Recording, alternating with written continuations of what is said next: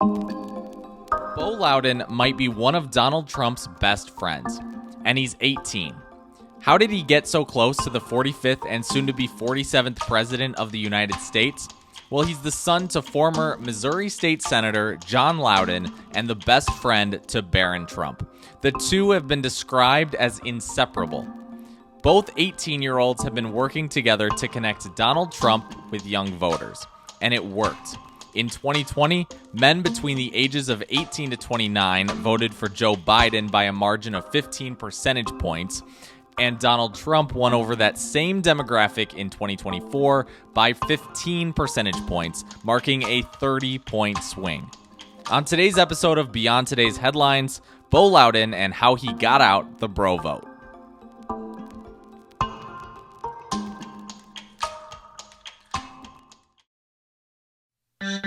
Bo Loudon, he's a few things. Dan Adler is a staff writer at Vanity Fair who covers culture and celebrity. Sort of Trump's Gen Z ambassador. What that actually means in practice is probably up for debate, how much actual influence Bo has. What is more concrete is that he is Barron Trump's best friend. His parents are Mar-a-Lago members. He has some amount of social proximity both to Trump and Trump's family and to the sort of broad but interconnected network of podcasts, YouTube shows, streams that Trump has really made an imprint on over the last several months. You know, there have been so many stories now in the past, month or two about this kind of ecosystem I'm describing. The sort of, people call it the manosphere, they call it, whatever else. I think people, myself included, are still trying to kind of like figure out the contours of this media world that all of a sudden, well, not all of a sudden, it's been around for a while. I think that's important to note. One thing that I've been hearing is that Bo Loudon is trying to get out the bro vote for young voters. What does that mean? Yeah, so the bro vote, I would say in the first place, is shorthand. Much the same way the manosphere is shorthand. I think lots of people, lots of media outlets are trying to reckon with this layer of culture and celebrity that has, again, seemingly suddenly become so central. I mean, my contention would be that, in fact, it's been there for a while, and that people are sort of waking up to it in light of Trump's victory. Do you think that this is in some ways a reaction to some of the people who might lean left attacking some of the right for using, whether it's transphobic language, homophobia, or racism, accusations of that? Do you think that there's a reaction here? That is undeniably, to me, that's the contours of the argument. Whether that's actually true or faithful to the way things have played out, I think is a different matter. But I do think you're right to suggest that there is a broad cultural sense that young men in the aftermath of the Me Too movement and along sort of the cultural war lines that you're talking about related to trans rights and Black Lives Matter and other social movements, the contention for many of the young men in this space is they have been sort of ushered out of the conversation and sort of been left behind. Again, whether that's actually accurate in terms of economic, cultural, political opportunities, I think is a separate question. Culture ebbs and flows, and I think a lot of these men, they're not exclusively white men, but often white men, often straight white men, feel, again, justified or not, that they've been pushed to the side. And I think, this is something that my reporting has shown, I think, as I've spent some time around some of these people and watched as they outline their concerns, is that I think Trump, in so many ways, represents to them an opportunity to reclaim the mantle. Interesting. It seems like Democrats, for so long, were counting on the younger generation to be their base, and they have been that, right? Like Joe Biden won by a considerable amount in 2020 against Donald Trump in young men aged 18 to 29, and we saw and this is the reason for the episode, right? Is that we saw that shift dramatically towards Trump by six figures in 2024, and so it just seems like that has shifted so much for it's hard. I guess it's hard to tell too, because you don't know if people just aren't voting or if they're really, really shifting. But there does seem to be some shift in young men leaning conservative. Are you noticing that as well? In a lot of the media coverage of these podcasts and shows, it's described as sort of like the right-wing manosphere or whatever else. In my experience, and of course there are shows that are explicitly right-wing, but the shows that people are talking about, Joe Rogan, Theo Von, shows like that, they're not really like Aiden Ross. I don't know the guy, but I don't take him to have a politics, let alone a right-wing politics. Trump is the more. I mean, it's sort of crazy to say because he's 78 years old and has been around for so long. But Trump is the more vital, fresh, contemporary cultural figure in this ecosystem. So much of politics, needless to say, entertainment, and Trump, for so many reasons. I mean, you could tie in the attempted assassination to this. He emerged from that as sort of this, like, you had like 50 Cent and Zach Bryan and other male celebrities being like, and Mark Zuckerberg being like, that was badass, and that ties in to that sort of like ambient cultural sense that Trump was the cool guy for other cool guys. Is that political? I guess it is, because the guy's running for president. But in many instances, like, to the extent that policy discussions are happening in these conversations, it's I think it's still at the level of entertainment and culture. It's still happening, people listening to Trump talk about, whatever serious policy he's talking about. But for that audience and that ecosystem, I think it's still coded as content. And Trump is a very good. It so happens that he's very well suited for that space because he can, by his own admission, he does the weaves. He can ramble about anything for hours. And if you're watching a 3-hour Joe Rogan podcast, that's really what it is. Like, who can sit there and play ball for 3 hours? And the guy's undeniably, I think everyone on both sides of the aisle at this point is okay with saying, like, talented, funny, and charismatic. And one of his advisors did a really interesting interview with Semaphore where he talked about the Theo Von interview. I think that was sort of to most people one of the defining viral moments of the campaign is when Trump and Theo Von are talking about cocaine. And it is just really funny to anyone. You can take the politics out of it and be like, this is great TV. I think most people would agree to that. And the strategy from Trump's camp, and they talked about this in interviews, was if Kamala Harris and Democrats are going to say, this guy's a fascist, let's put him in front of Theo Von and have him talking about drugs. And does that look like a fascist to you? That's interesting. And the way that this whole strategy is played out, for me, it was like, you saw before the election and I wasn't sure who was going to win. And then you kind of look at the way that Donald Trump and the way his campaign was kind of organized. It was relatively disciplined and very, I think it really helped him win. Like, you can see why he won. And I think the whole conversation about culture wars and things like that, I think really showed on election night. I think one thing that I thought was interesting was when there was just a podcast that released this week on I believe it was Pod Save America. It was the exclusive one. I'm sure you've seen that, where Kamala Harris's campaign managers and campaign, they came out and did an interview for the first time following the election and admitted at one point that Democrats are losing the culture war. I guess, where do you see that? And what does this whole thing mean for Democrats, and should they become more in this space? Should they get a candidate who can go on podcasts and, be one of those people and do some of those things and relate to people like that? I mean, you can't imagine, or you can't deny, I should say, that Donald Trump has a magnetic personality to a lot of people. And I think that this is something that Democrats have been missing. I'll say, first of all, far be it from me to do campaign advice, but I will say, from sort of the culture and celebrity standpoint, I think that's undebatable.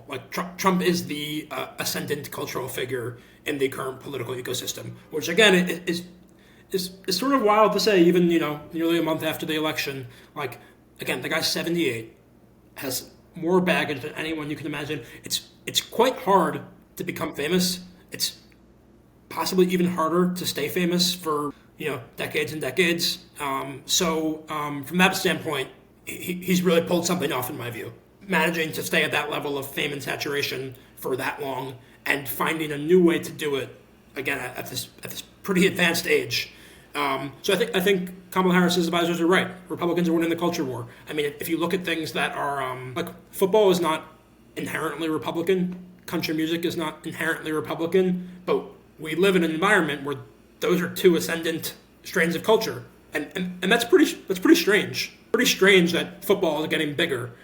That Morgan Wallen is the biggest musician in the world. Again, I don't know Morgan Wallen's politics. His popularity signals something to me, which is that there's a lot of room in American culture right now for Republican-leaning instincts. So to the question of like how you reverse that, genuinely, I don't know. I think anyone who says they do is kind of like is talking out of their ass a little bit, because again, cultural changes, I think it's hard to prescribe them and dictate them. But one thing I will say is that this is something my editor, Matt Lynch, said to me that I try to keep in mind.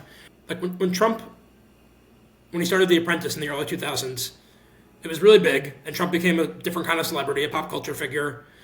But it wasn't like The Apprentice was the number one show for decades. It was the number one show or whatever it was for however many years. And then Trump became sort of like B-list or C-list again. Like I don't think Trump becoming, as he did this past summer, this very fresh, vital cultural figure is a permanent condition. And I also think, only 2-3 years ago, Trump was in the wilderness. Like, it was in the aftermath of January 6th. He was considered persona non grata by Fox and by many Americans. And, there was no Taylor Swift before there was Taylor Swift. There was no Beyonce before there was Beyonce. There was no Drake before there was Drake. I don't know who the next, if there is like a Democratic politician that could become what Trump is. It seems hard to contemplate. But one thing I would say is I don't think Democratic politics are inherently at odds with that.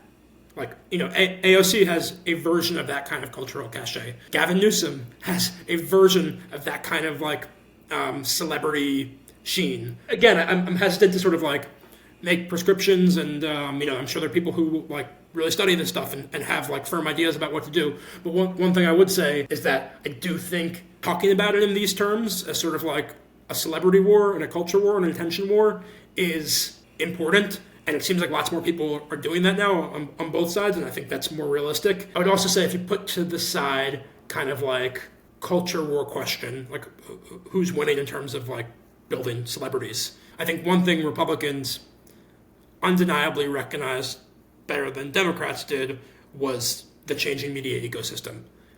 It's just not, and I say this, of course, working for a legacy media outlet, I think there's, that work is still really important, and I don't think it's extinct. I don't think it's going extinct, but it's different. We just live in a much more fragmented environment. It sounds almost quaint to me to say that, but lots of moves that were made, I think, relied on sort of an old school way of thinking about attention. If you go on, again, it sounds sort of quaint to say, but if you go on the subway in New York, everyone is on their phone all the time. That's what it is. And what does that mean? It means podcast clips, Instagram reels are really important. That's how people consume news. Whatever you make of sort of the political decisions, the broader culture war, that's something that Republicans just recognize better. I really like that you mentioned there was no Taylor Swift before Taylor Swift. There was no Beyonce before there was a Beyonce. Something that also just to keep in mind, right, is that Donald Trump is 78 years old, right? And he can't run. Theoretically, he can't run again unless they try to repeal the amendment that keeps president only in 2 terms of office. What do you think the precursor is to someone having such sort of fame that Trump does? Are there political figures now that could emulate the success that Trump is having, especially since now everything is so populist. I mean, for Democrats a few years ago, it was Bernie Sanders, right? And he didn't achieve the success to which Bill Clinton had, to which Trump had, of course, was not favored by the Democratic Party to win his nomination. And so I just think that in this populist environment, do you think that there are politicians now who will rise up and replace Donald Trump? I mean, when you put it that way, it sounds impossible because the guy, for better or for worse, is, I think, one of one. Like just a truly rare breed of celebrity. I mean, that was sort of one takeaway for me on the heels of the election is like American pantheon of pop culture figures. It's just, not making a moral judgment about this in either direction, but like, who were like Elvis, Kim Kardashian, Taylor Swift, Trump. Like, I think undeniably he belongs to that class now. So I don't know how to predict like if someone else could do that.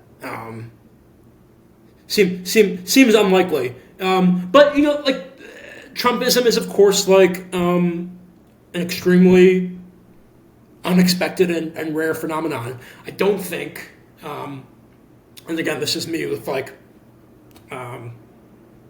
my hat on as a writer and as someone who pays attention to pop culture, but not as sort of like a political advisor. I don't think like it'd be responsible or necessarily even possible to kind of like bet on that. Like Bill Clinton was of course an incredibly talented politician, Barack Obama possibly even more so. But as soon as I mentioned Obama, I'm inclined to think like these people come along when they come along. Like, obviously, Obama and Trump don't necessarily have a lot in common, but I do think they have like similar levels of charisma.